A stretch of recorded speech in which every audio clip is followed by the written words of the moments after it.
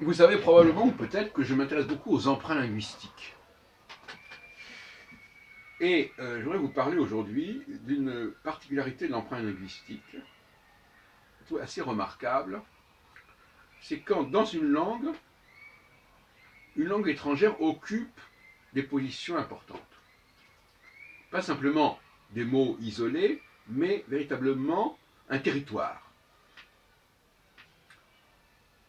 Par exemple, dans le cas des emprunts, de la présence anglaise en français, on sait que les mots en ing, par exemple, viennent de l'anglais ou de l'anglo-saxon. Parking, listing, mailing, etc. C'est considéré comme ça. Donc c'est une catégorie de mots qui sont des suffixes ing qui désignent une anglomanie, du franglais. Alors, ça c'est le cas exceptionnel. Le problème est beaucoup plus dans l'autre sens, c'est-à-dire l'influence du français sur les langues étrangères. Parce que ça, l'influence des langues étrangères sur le français, elle est très marginale. Alors j'ai fait un ouvrage qui s'appelle Linguistique de l'erreur, que vous pouvez trouver sur Scribd, sur ce sujet, où j'ai classé les emprunts, notamment les emprunts de l'anglais au français, par les suffixes, par les terminaisons. Par exemple, les mots en URE en anglais viennent du français, par exemple. Les mots en INE viennent du français. J'en ai fait, il n'y a pas une vingtaine de catégories.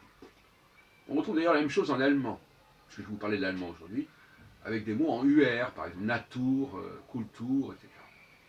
Alors je vais vous parler d'un petit dictionnaire, le mini dictionnaire Araps, allemand-français. Et l'autre jour, je me suis dit, je vais consulter ce dictionnaire qui est signé Heinrich Matutat. Comme ça, je me suis amusé à consulter ce dictionnaire. Et quelle n'a pas été ma surprise de constater que quand j'ai pris la lettre R, comme ça, je me suis aperçu que dans la lettre R, tous les mots qui commençaient par R en allemand, il y en avait une quantité considérable, une proportion considérable, qui venait du français. Ce qui veut dire que la lettre elle-même, c'est plus le suffixe, c'est le préfixe, si on peut dire, parce que dans certains cas, on dit que c'est un préfixe, mais pas forcément. Le préfixe, la première lettre, désigne déjà une catégorie de l'emprunt au français. Bon, il y a d'autres sujets, bien sûr, par exemple, les verbes en allemand qui commencent par iren, qui terminent par iren, comme iern, sont tous d'origine française. Marschiren, limitirt, etc. Enfin, tout ça, c'est des mots français qui se terminent en iren ou au passé en iert. Enfin, là, je vais me contenter. J'ai fait aussi des sondages, bien sûr, sur un certain nombre d'ouvrages allemands ou de chants allemands. Récemment, j'ai travaillé même sur Mein Kampf, où je montrais le nombre de mots français qu'on trouvait dans Mein Kampf, ou dans le manifeste du Parti communiste, ou dans tel hymne populaire allemand, etc.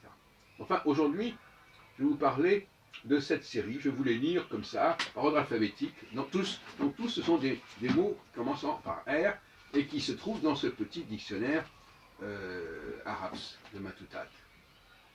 Alors je commence.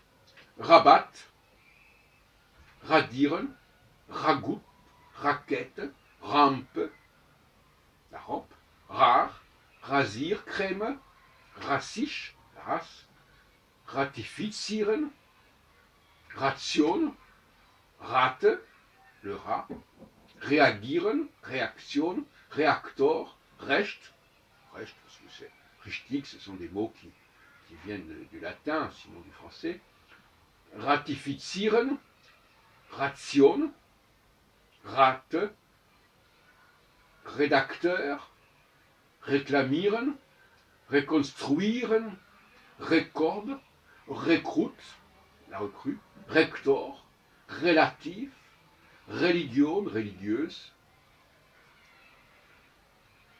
Remulatsauce, renovieren, repräsentieren, représailles, respect, respektieren, reste, un reste, restaurant, Resultat, revanchieren, Revolte, Revolution, Revolver, Rezept, recette, Rheumatismus, rhythmisch, rituel, rival, un rival, robuste, rotieren, un rôti, rôtir, qui vient d'ailleurs du latin rota, qui veut dire tourner, parce qu'un rôti, c'est quelque chose qu'on tourne sur une broche. Route, routine, rubrique, ruine, la ruine. Voilà, donc ça, c'est pas moi qui les ai inventés, j'ai pas été les chercher dans des dictionnaires compliqués, j'ai pris le mini dictionnaire Araps, et je vous trouve quand même une cinquantaine, je ne vais pas compter comme ça, de mots français, simplement en prenant la lettre R. Hein. C'est pas du tout ça n'épuise absolument pas l'influence française en allemand. Mais c'est intéressant de voir que, bon, je laisse les explications de côté, de voir que quand il y a une influence massive, on a des chances de trouver des phénomènes de ce genre, pour des raisons statistiques, et des phénomènes comme ça de cristallisation qui se produisent à un niveau ou à un autre, et en voilà un bon exemple. De l'état dans l'état, si on peut dire. Tout comme, par exemple, les verbes faibles en anglais, je l'ai déjà dit 100 fois, les verbes faibles en anglais qui se conjuguent au passé avant ED sont à 95% d'origine française, par exemple.